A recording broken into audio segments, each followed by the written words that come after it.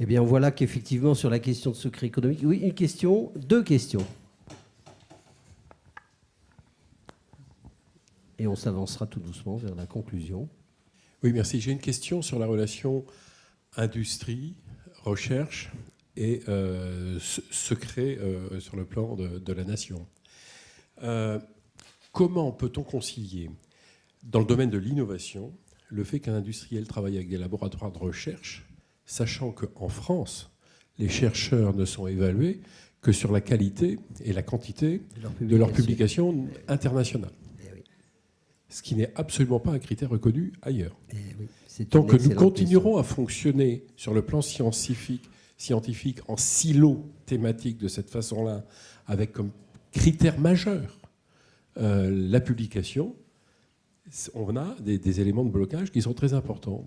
Je suis dans une industrie et je m'interdis de travailler avec des laboratoires à cause de ce risque de publication. Il y a là une véritable contradiction. Et je vais même plus loin.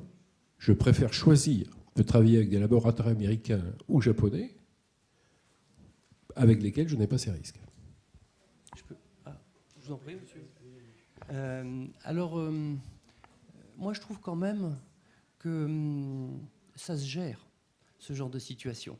Et pour avoir beaucoup rédigé de consortiums de recherche et de développement avec des académiques, donc labos publics, et d'autres industriels, sur des sujets qui en valent vraiment la peine, ça se gère, les publications. Si on sait qu'il y a un brevet à la clé, par exemple, il serait impossible de déposer un brevet dès lors qu'il y aurait eu une publication avant, puisque le caractère de nouveauté aurait été totalement vidé de son sens par la publication. Donc ça, les chercheurs comprennent très bien, et leur tutelle également.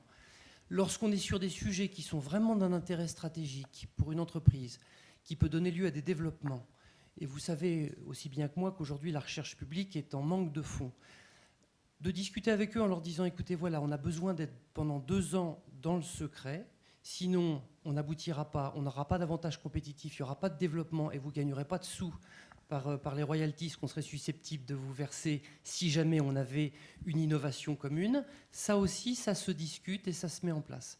C'est bien sûr une question, mais c'est banal de dire ça, de cas par cas, mais je pense qu'il ne faut pas se priver de la richesse de la coopération publique-privée en matière de R&D par crainte simplement qu'il y ait des fuites et qu'il y ait notamment des problématiques de publication.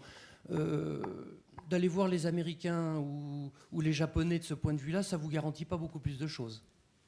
J'ai un accord cadre avec le CNRS en discussion depuis 5 ans.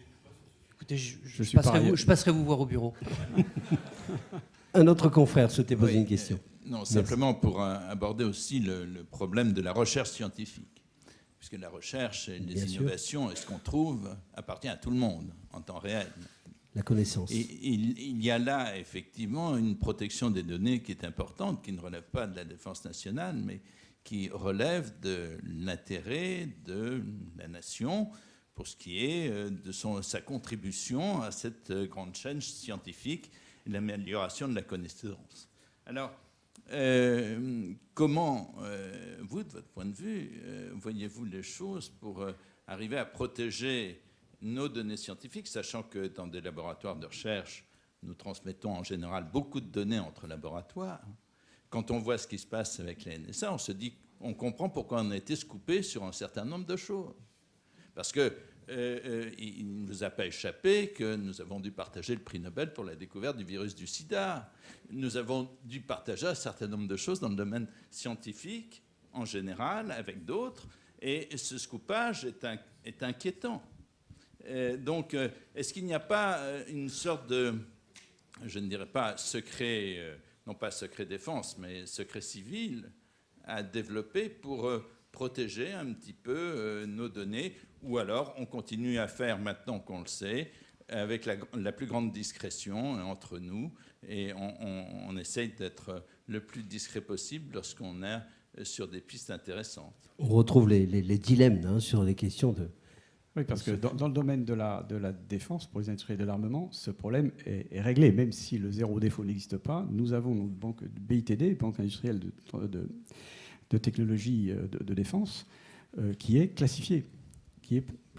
Et nous, les industriels d'armement, là je suis consultant pour un grand groupe, a développé ses propres bureaux d'études, mais de façon très amont, au niveau recherche, presque pas recherche fondamentale, mais au niveau recherche et développement, technologie.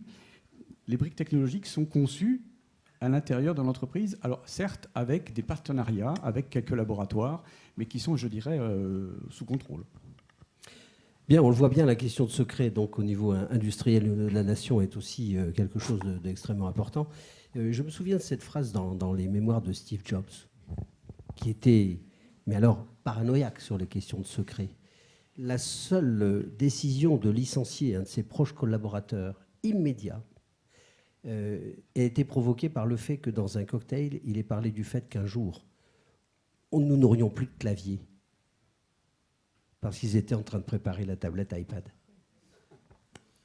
Ce simple fait qu'il évoque qu'un jour nous n'ayons plus de clavier a justifié dans son esprit le licenciement de son collaborateur. C'est voir à quel point le secret est quelque chose qui parfois peut nourrir une certaine paranoïa aussi. Non, mais il y a toute une culture. Là, c'est une culture anglo-saxonne, mais effectivement, en France, que n'entend-on pas dans les cocktails ou dans le dîner en ville sur la place de Paris ? Et dans le train, et dans l'avion. Et dans l'avion. Mais bien sûr. Nous sommes d'une grande naïveté à cet égard. Mais bien sûr. Je voudrais apporter ici un témoignage. J'ai été habilité confidentiel défense et secret défense quand j'étais à l'armée. Ensuite, j'ai fait toute ma carrière dans une grande industrie française.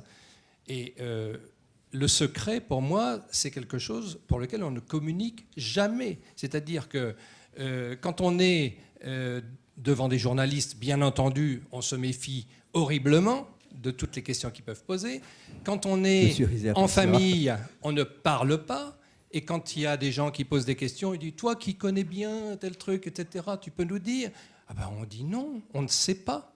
On ne sait pas. J'ai passé toute ma vie devant mes enfants, avec des enfants qui me disaient « Mais qu'est-ce que tu fais ? Tu nous as jamais rien dit. Et puis les voitures sortent là maintenant. » Je travaille dans l'automobile. Les voitures sont sorties, tu nous en as jamais parlé, alors que je concevais ces mêmes voitures.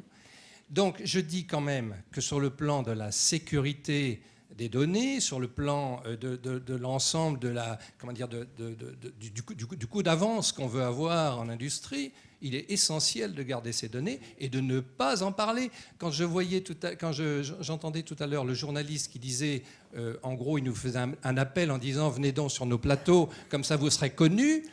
Moi, je suis choqué, je suis profondément choqué. Vraiment, c'est pas possible. Le secret, c'est le secret. Oui. Je vous félicite pour votre attitude de toute une vie. Alors, je ne dirais pas Dieu vous entende, mais que les Français vous entendent. Mais vous avez tout à fait raison de dire que dans les trains Paris-Sochaux, Paris-Mulhouse, etc., moi, j'entendais des gens, des fournisseurs, etc., qui parlaient des produits qu'on était en train de faire. Tout à fait. Tout à fait. Une dernière intervention. Je voudrais faire une remarque et une suggestion. Il faut quand même bien remarquer qu'il y a beaucoup de gens qui sont laissés sans instruction précise dans la nature. Pas dans la défense. Peut-être pas dans la défense, peut-être pas. Mais il y a aussi le bon sens. Je vous crois sur parole. Merci. Néanmoins, dans beaucoup de circonstances et dans beaucoup de communautés professionnelles, y compris dans la recherche et dans le développement, les gens sont quand même un peu laissés livrés à eux-mêmes.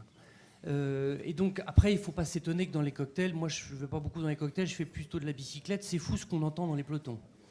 J'en suis bien conscient. Ceci dit, on a bien vu tout au long de la journée qu'il y avait une vraie confrontation entre l'afflux de demandes de transparence, que moi, en tant que citoyen, j'appelle de mes voeux, parce que j'ai envie de savoir. Par ailleurs, je sais que la transparence et la médiatisation, ça peut faire tomber les murs, ça peut même limiter des conflits, voire empêcher certains faits délictueux. Mais le secret, néanmoins, prend des enjeux extrêmement importants. Il me semble, et on a un ami commun qui nous rappelait il n'y a pas tellement longtemps que le législateur français avait échoué dans la définition des règles du partage en matière de secret. Et dans une réforme récente du Code pénal, le législateur a lui-même avoué qu'il n'y était pas parvenu et que donc il laissait au jugement de tout un chacun et de la jurisprudence le soin de régler tout ça. Il me semble qu'on pourrait rebondir, et c'est là ma recommandation, ou ma suggestion, je pense qu'on pourrait quand même rebondir un peu sérieusement sur l'histoire de la soft law. J'ai l'impression, et je le vis dans une entreprise, que tout ce qui ressort des codes de conduite volontaires, tout ce qui qui est relatif à des règlements intérieurs. Les chartes éthiques. Tout ce qui est contenu d'ailleurs dans les clauses contractuelles. J'ai lu des contrats de travail de chercheurs où il n'y avait quasiment rien en matière de précaution et de protection contre la divulgation d'informations secrètes.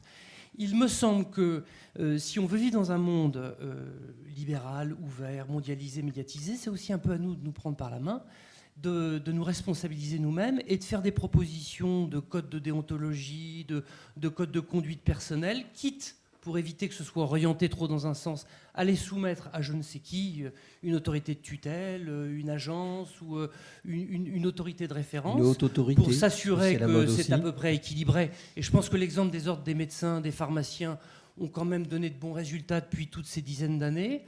Et puis là, peut-être qu'on verrait émerger une prise de conscience et une responsabilisation individuelle qui pourrait en grande partie faire une partie du chemin qu'on a à couvrir pour réduire l'écart entre secret et partage. Merci messieurs, vous nous avez convaincus qu'il était légitime de se taire.